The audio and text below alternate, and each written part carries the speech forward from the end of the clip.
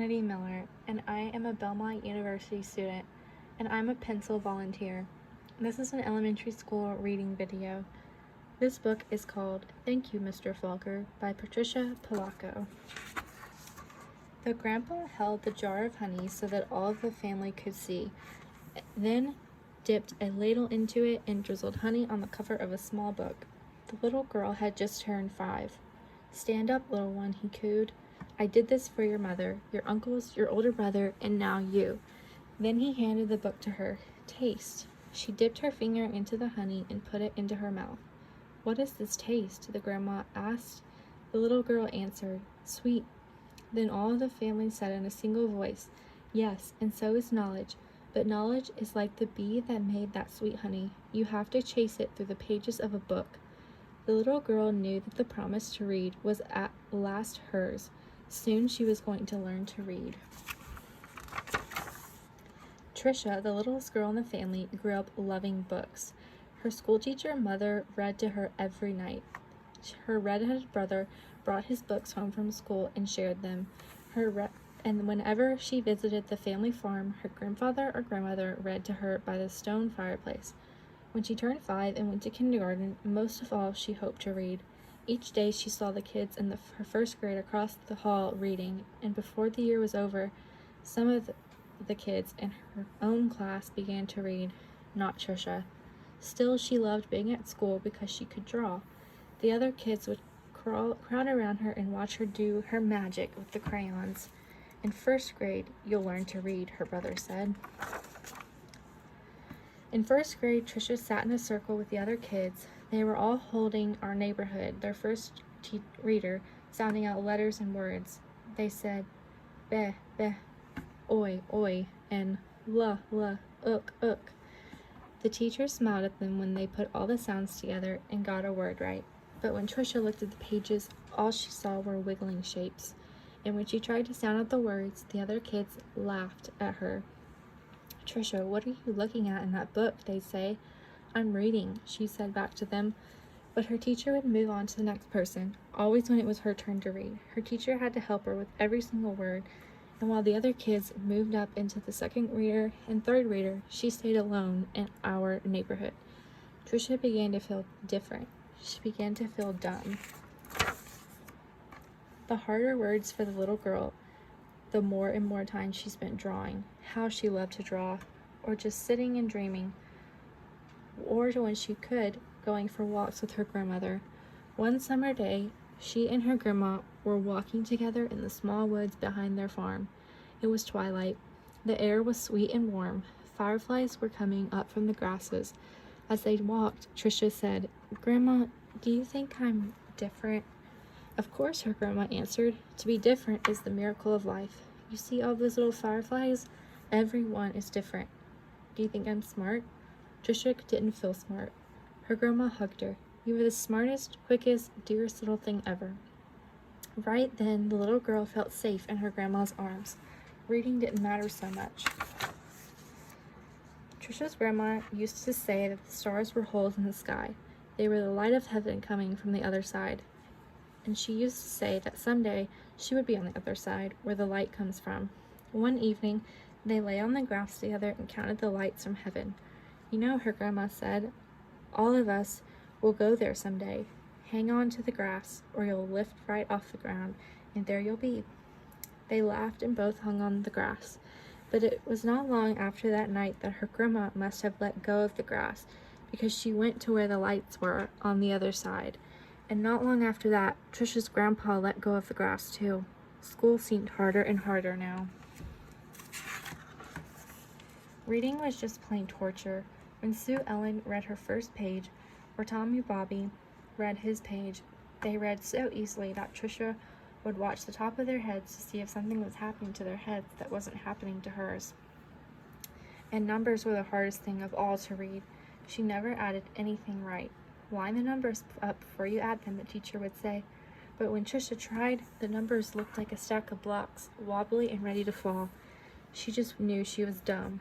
Then, one day, her mother announced that she had gotten a teaching job in California, a long way from the family farm in Michigan. Even though her grandma and grandpa were gone, The little girl didn't want to move. Maybe, though, the teachers and kids in her new school wouldn't know how dumb she was. She and her mother and brother moved across the country in a two-tone 1949 Plymouth. It took 5 days. But at the new school, it was the same. When she tried to read, she stumbled over words. The cat ran. She was reading like a baby in the 3rd grade. And when her teacher read along with them and called on Trisha for an answer, she gave the wrong answer every time. "Hey, dummy," a boy called out to her on the playground. "How come you are so dumb?" Other kids stood near him and they laughed. Trisha couldn't feel the tears burning in her eyes. How she longed to be back to her grandparents' farm in Michigan. Now Trisha wanted to go to school less and less. "I have a sore throat," she'd say to her mother, or "I have a stomach ache." She dreamed more and more and drew more and more, and she hated school. Then when Trisha started 5th grade, the school was all abuzz. There was a new teacher. He was tall and elegant. Everybody loved his striped coat and slick gray pants. He wore the neatest clothes. All the usual teachers' pets gathered around him. Stevie, Joe, and Alice Marie, David and Michael Lee. But right from the start, it didn't seem to matter to Mr. Falker which kids were the cutest or the smartest or the best at anything. Mr. Falker would stand behind Trisha whenever she was drawing and whisper, "This is brilliant, absolutely brilliant. Do you know how talented you are?" When he did this, even the kids who teased her would turn around in their seats and look at her drawings, but they still laughed whenever she gave a wrong answer. Then one day, she had to stand up and read, which she hated.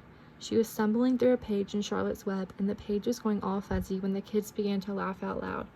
Mr. Falker, in his plaid jacket and his butterfly tie, said, "Stop!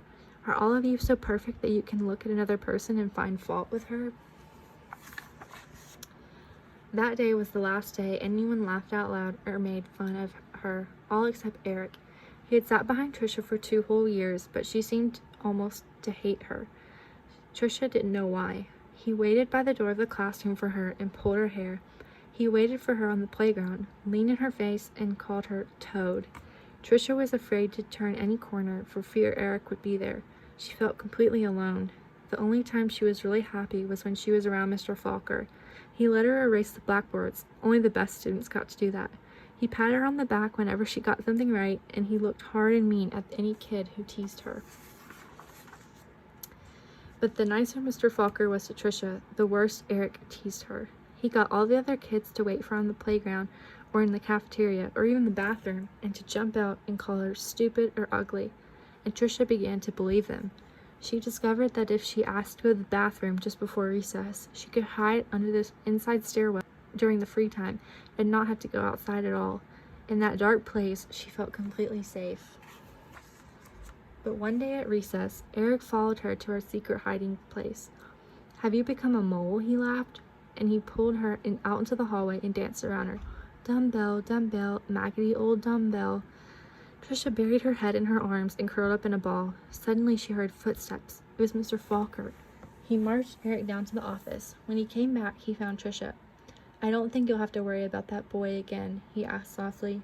"What was he teasing you about, little one?" "I don't know," Trisha shrugged.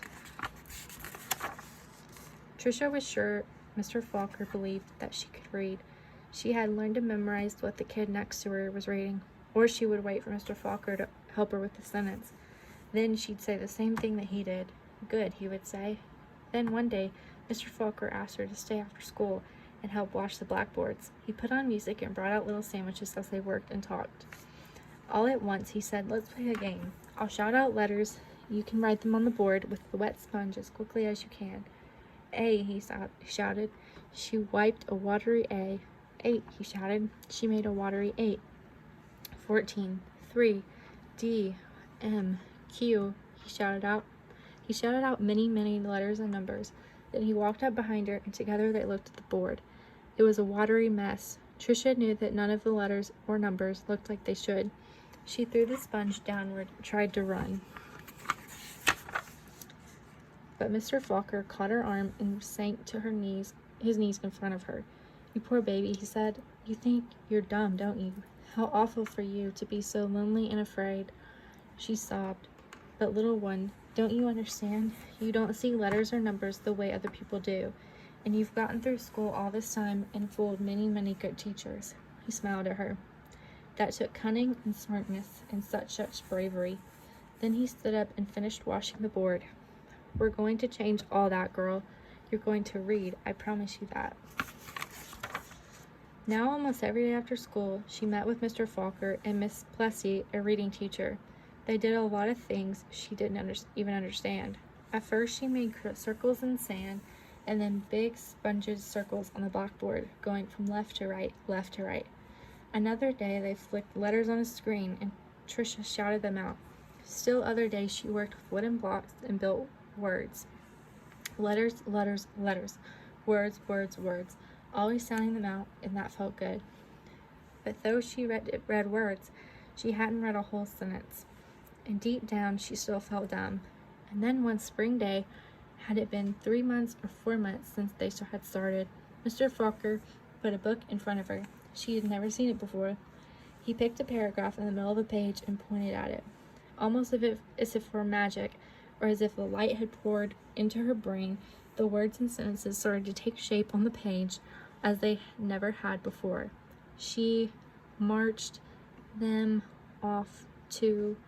Slowly she read a sentence, then another and another, and finally she read a paragraph, and she understood the whole thing. She didn't notice that Mr. Falker and Miss Plessy had tears in their eyes. That night, Tricia ran home without stopping to catch her breath. She bounded up the front steps, threw open her front door, and ran through the dining room to the kitchen. She climbed up the cupboard and grabbed a jar of honey. Then she went into the living room and found the book on a shelf, the very book that her grandpa had shown her so many years ago. She spooned honey on the cover and tasted the sweetness and said to herself, "The honey is sweet, and so is knowledge. But knowledge is like the bee who made the honey. It has to be chased through the pages of a book." Then she held the book, honey and all, close to her chest, so she could feel tears roll down her cheeks, but they weren't tears of sadness. She was happy, so very happy. The rest of the year became an odyssey of discovery and adventure for the little girl. She learned to love school. I know because that little girl was me, Patricia Polacco. I saw Mr. Falker again some 30 years ago later at a wedding. I walked up to him and introduced myself. At first he had difficulty placing me. Then I told him who I was and how he had changed my life so many years ago. He hugged me and asked me what I did for a living. "Why, Mr. Falker," I answered, "I make books for children." "Thank you, Mr. Falker. Thank you."